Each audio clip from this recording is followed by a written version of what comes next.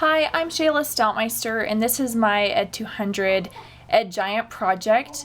The person I chose was Johann Heinrich Pestalozzi, which was a hard name for me to try and figure out how to say. But one of the cool things about him was he was nicknamed the father of modern education by his fellow peers and educators, and I thought that already just says a lot about what a wonderful person this must have been. What a great teacher. For his childhood, he was born January 12, 1746 in Zurich, Switzerland. The picture to the right is a representation of what that area might have looked like at that time. He died February 17th, 1827. One thing that I thought was interesting, and I think it really did contribute to the kind of teacher that he was that his father died when he was about 5 years old. And so he was pretty much just raised by his mother and his older sister, and they also had a female slave that helped to raise him as well. So he was in a predominantly woman home setting, and I think that really did contribute to how he later taught. One thing that it did was he developed a love for mothers and their role in educating their children, how important they were, and it also helped him to develop a love for children as well. I think that's where maybe some of this love came from, was him being raised in this type of setting. He was very, very sheltered as well because of the setting that he grew up in. As far as his education goes, he graduated from a secondary school which was actually located in Zurich, Switzerland, and he continued on to study at the University of Zurich, where he studied theology, which I thought was pretty interesting.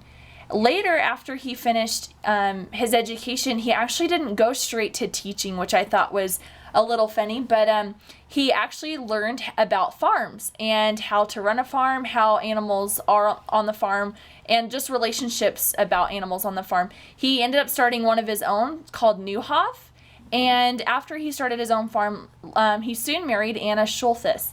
One of the funny things about the farm was he later turned it into a school for poor students in the area.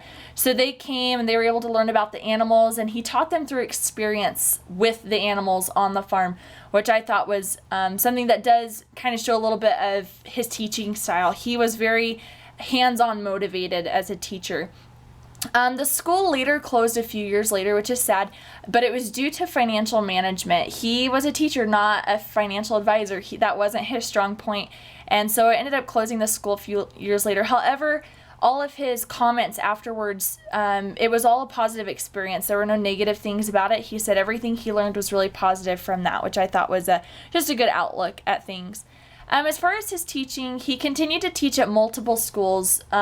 He usually didn't stay at one for more than about a year until he was moving on to another one. And one of the really cool schools I thought that he taught at was during the French Revolution.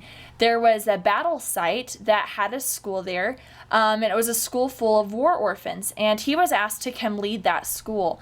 Sadly, it later turned into a military hospital. There was no longer a school there, and so he ended up moving to a more permanent position in 1805 at another school.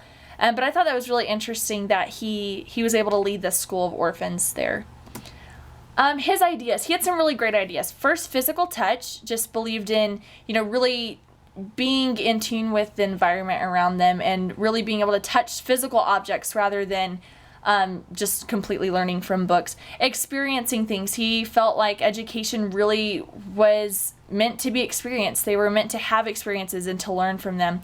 And learning about the world around them. I think that also goes back to the farm that he had. It talked about many days, the children, that's what they learned about. That's how they learned about different things, was in regards to what they did as far as experiences on the farm.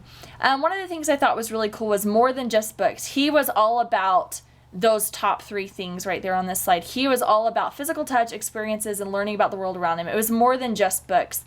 And the last thing I thought was really cool was developing more than a scholar. It was not important to him that they had all of this knowledge and that they were these great scholars, but it was more important to him that they learned about character and relationships, and that they learned about how to become citizens of change, how they could better their society. And so to me, it was more than learning how to become a scholar, but how to become a person that they'd be proud of, somebody who would do something good in society. And I thought that was really honorable thing about him and the way that he taught.